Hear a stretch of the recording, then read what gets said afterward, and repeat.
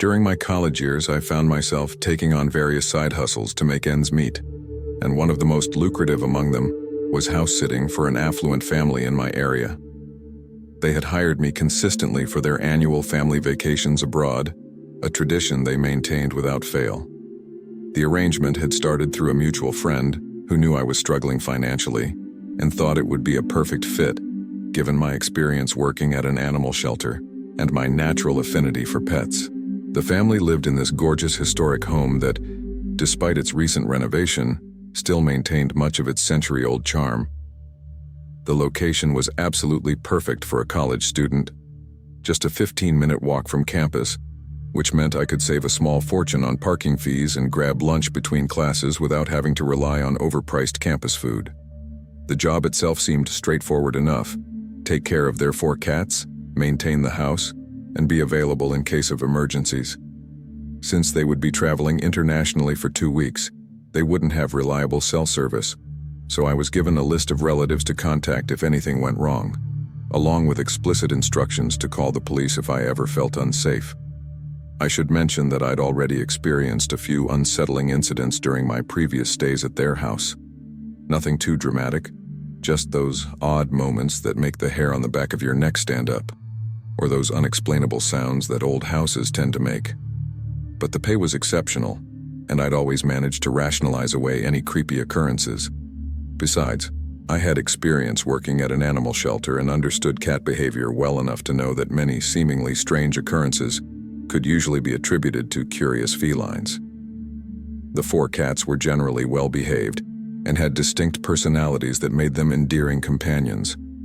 They weren't the overly affectionate type that would constantly demand attention, but they provided a comforting presence throughout the house. Their independent nature suited me fine, as I could focus on my studies while still enjoying their occasional company. The first few days of this particular house-sitting stint went smoothly enough. I had settled into a comfortable routine, attending classes during the day, returning to study in the peaceful environment of their well-appointed home, and sleeping in their cozy guest bedroom. The cats had adjusted to my presence as they always did, and everything seemed perfectly normal, at least initially. Looking back now, I realize I should have paid more attention to the subtle changes in the cat's behavior during those early days. They seemed more alert than usual, their eyes following invisible movement across the rooms, their ears perking up at sounds I couldn't hear. But at the time, I was too preoccupied with my own concerns to notice these warning signs. You see, there was another reason I always jumped at the chance to house-sit for this family. It provided a much-needed escape from my own complicated home situation. The relationship with my parents had become increasingly strained over the years, and the toxic atmosphere at home had already driven away my sibling, who was also my best friend. These house-sitting gigs were more than just a way to earn extra money. They were my refuge, my temporary escape from a difficult reality. Little did I know that this particular stay would turn out to be far more unsettling than any awkward family dinner or heated argument I'd ever experienced at home. The events that were about to unfold would make me question everything I thought I knew about what makes a house truly unsafe, and ultimately force me to give up what had become my most reliable source of solace. That night, as we settled into watching movies in the living room, an unsettling sound pierced through the ambient noise of the film. What distinctly resembled an infant's cry emanating from the basement. The sound was faint at first, almost dreamlike but unmistakable. My boyfriend's body tensed beside me, and he turned his head slowly to meet my gaze, his eyes wide with unspoken recognition. The silent exchange between us confirmed what we'd both heard. Drawing from my animal shelter experience, I tried to rationalize the sound. During my training, we'd learned that cats can produce vocalizations remarkably similar to human infants, particularly when distressed. This knowledge had always helped me maintain composure during previous unsettling moments in the house. The cat's usual behavior pattern was to maintain a presence around people without getting too close, a comfortable distance that allowed them to observe while remaining independent. Doing a quick head count, I noticed only 3 cats in view. The youngest one, the more energetic 3-year-old, who was slightly smaller than his companions, was nowhere to be seen. My heart rate steadied slightly as I convinced myself this was the logical explanation. I made my way down to the basement to investigate, finding the missing cat trapped in the spare room. Somehow, he had managed to close the door behind himself, a common enough occurrence with curious cats. I scooped him up, relieved to have solved the mystery, and we returned upstairs to resume our movie. Later, it was time for the cat's strictly scheduled feeding. The previous owners had been adamant about maintaining their feeding routine, and I'd always respected this during my house-sitting stays. The kitchen, which served as the central hub of the house, connected to both the basement and the living room. The house's layout was quite particular. From the main entrance, you entered directly into the living room, which then split into two sections. One path led to the kitchen, while the other connected to three bedrooms: the master bedroom, a child's room, and the guest room where I'd been staying. The cat's behavior around mealtime was well established. They preferred solitude while eating and immediately afterward, usually retreating to either the master bedroom or the teenager's room to nap, drawn to the lingering sense of their family members. This pattern had been consistent throughout my years of house-sitting, so their disappearance after feeding didn't concern me initially. As we finished our movie and moved to the kitchen for our own dinner, the crying sounds returned. This time they were more pronounced, likely due to our proximity to the basement stairs. The kitchen was eerily empty of cats, and in my growing panic, I didn't think to check the living room. The sound was different from earlier, more frequent, higher pitched, and somehow more urgent. My boyfriend's face had drained of color, but I volunteered to investigate, still clinging to the possibility of it being the cat again. The descent into the basement was excruciating. With each creaking step, I called out the cat's name, my voice growing shakier as the crying grew louder. The fluorescent lights cast harsh shadows across the basement as I made my way down. Then, just as I reached the bottom step, the crying stopped abruptly. The silence that followed was somehow more terrifying than the sound had been. I searched everywhere, the spare room, behind the couch, every possible hiding spot, but found nothing. My heart was pounding so hard I could hear my pulse in my ears. Despite my general aversion to physical exertion, I rarely even took walks, let alone ran. I bolted up those stairs with an energy I didn't know I possessed. What I found in the kitchen made my blood run cold. My boyfriend stood frozen, his face a mask of horror, as all four cats sat around him in a perfect circle. He spoke in a trembling voice, telling me that the moment I had descended the basement stairs, all four cats had emerged simultaneously from the bedroom area. Not a single cat had been in the basement. Without a word, I stuffed my belongings into my backpack, hands shaking so badly I could barely zip it closed. We left immediately, and for the remainder of the week, I only returned once daily for essential cat care duties, abandoning their strict feeding schedule in favor of my own safety. After completing my final day, I locked up, deposited the keys in their designated hiding spot, and sent a message thanking them for the opportunity, but firmly stating it would be my last time. Later, during the drive to my parents' house, I called my sibling, seeking some comfort after the ordeal. What they revealed made my stomach turn. They too had experienced something in that house but had kept quiet about it, knowing I needed the money to eventually move out. Their silence had been born of love, but I couldn't help wondering what might have happened if I'd known sooner. The experiences in that house had been escalating each year, and I should have trusted my instincts long before this final incident. It was one of those perfect spring nights where the air still carried a slight chill, the kind that makes you appreciate being indoors. I was house-sitting for a family friend, watching their dog in their beautiful home that featured this amazing sunroom. The space had become something of a sanctuary during my previous sitting gigs, with its floor-to-ceiling windows and comfortable furniture. Rather than spend another night alone, I decided to invite my friends Haley and Sammy over to keep me company. Haley, 23, and Sammy, 22, were both a few years older than my 17 years, but we'd always clicked despite the age difference. They arrived around 9, bearing a bottle of vodka and bright smiles that suggested they were as eager for a night of fun as I was. The next few hours passed in that wonderful haze of friendship, drinking, smoking, sharing stories, and laughing about nothing and everything. Around midnight, things took an unexpected turn. The house phone started ringing, a jarring sound that immediately set us on edge, primarily because the homeowners had specifically mentioned the landline was supposed to be disconnected during their absence. We initially ignored it, passing it off as a wrong number or perhaps an automated call that would eventually give up. But the ringing persisted, growing more unsettling with each unanswered call. Finally, Sammy, perhaps emboldened by the vodka, decided to answer. On the other end was a man claiming to have found the homeowner's wallet at a gas station 25 minutes away. His insistence that we come retrieve it immediately sent warning signals through all of us. The conversation grew increasingly tense, as the stranger became more adamant about us making the trip right then and there. After several uncomfortable minutes, Sammy finally managed to end the call by firmly stating we'd deal with it in the morning. The call left us all with an overwhelming sense of unease. Grabbing Willis, the family's dog, we retreated to the back bedroom, locked the door, and pulled all the blinds shut. Our judgment was admittedly clouded by the evening's substances, but after talking it through, we convinced ourselves we were just being paranoid. Surely, we reasoned, the man was simply trying to be helpful, albeit in an overly persistent way. As the hours wore on, we continued drinking and smoking, trying to shake off our earlier anxiety.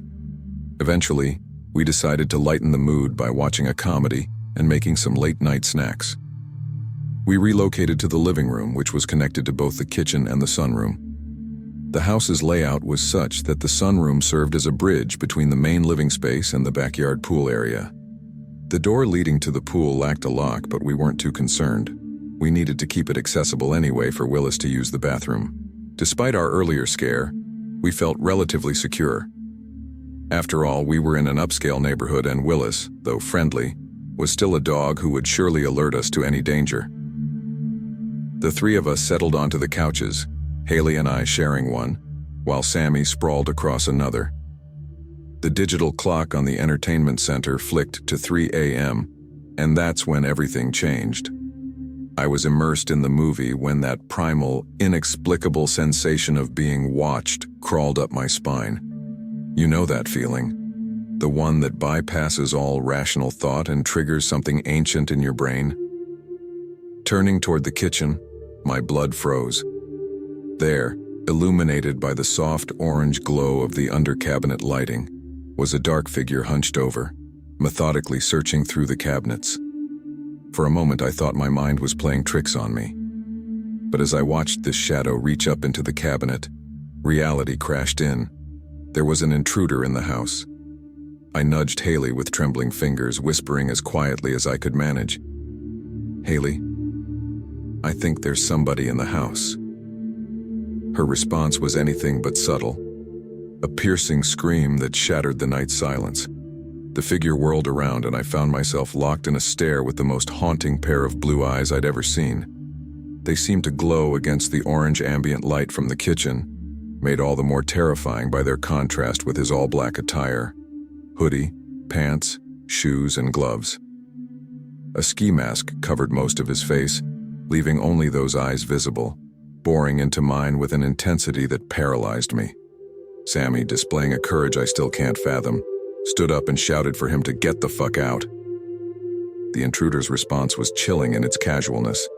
He simply closed the cabinet with deliberate slowness and walked out through the sunroom doors, as if he had all the time in the world. We huddled in the furthest corner of the room, hands shaking as we dialed 911. The police response was impressively quick. 3 minutes later, they were sweeping the property and taking our statements. They offered to maintain a presence outside the house for the remainder of the night to watch for the intruder's return, but we had no intention of staying to find out. We left everything behind, the alcohol, the weed, even my car, leaving Willis with the officers while we fled into the night, thoroughly shaken by our brush with what could have been a far worse outcome.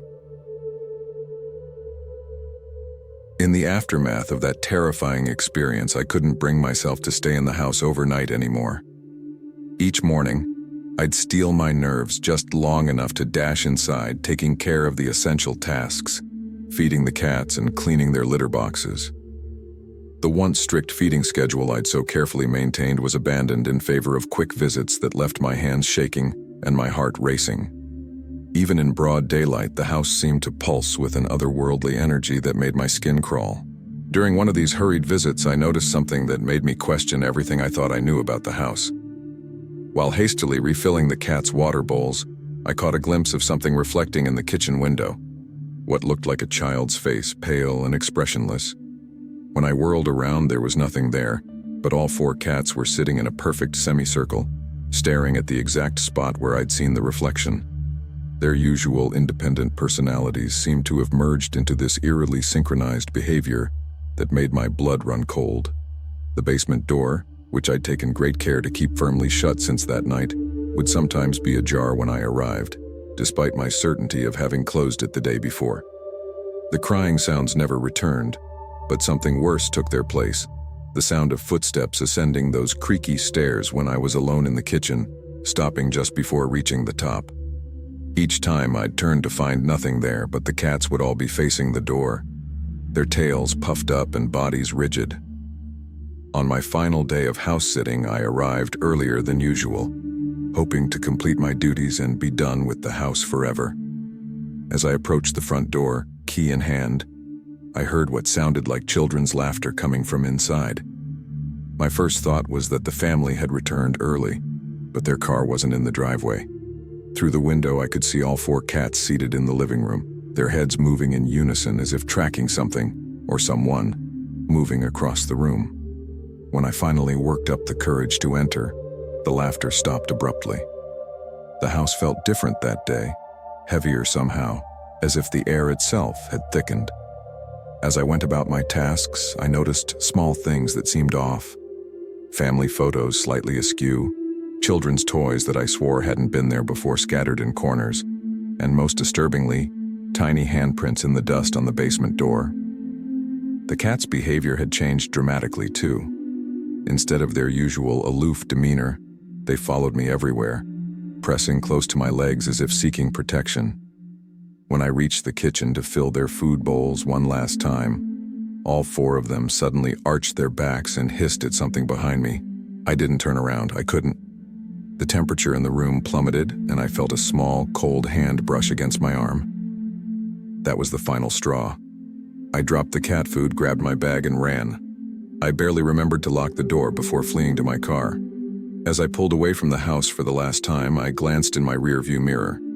There, in the upstairs window, I saw not just one, but several small faces watching me leave, and all 4 cats seated on the windowsill beside them.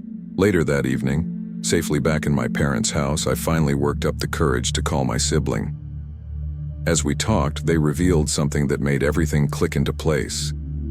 Years ago, before the current family moved in, the house had been a small, family-run daycare center. There had been an incident, the details of which my sibling couldn't bring themselves to share, that had led to its closure. The renovation I'd admired had been the current owner's attempt to erase that history, but some things, it seemed, couldn't be painted over or walled up. I sent a polite but firm message to the family, thanking them for the opportunity, but explaining that I wouldn't be available for future house-sitting. They responded with understanding, perhaps too much understanding, and mentioned that they'd had trouble keeping house-sitters for more than a year or 2. I wonder now how many others had experienced what I had, how many had seen those faces in the windows or heard those crying sounds from the basement. The house still stands there, beautifully maintained on the outside, its dark history hidden behind fresh paint and modern renovations. Sometimes when I drive past it at night, I swear I can see multiple small shadows moving behind the windows, and all 4 cats lined up on the windowsill, watching, always watching. Thanks for watching. If you enjoyed this story, make sure to hit the like button and subscribe so you don't miss the next one. Got any thoughts or experiences? Drop them in the comments. I'd love to hear from you. And remember, there's always more to uncover. See you in the next story.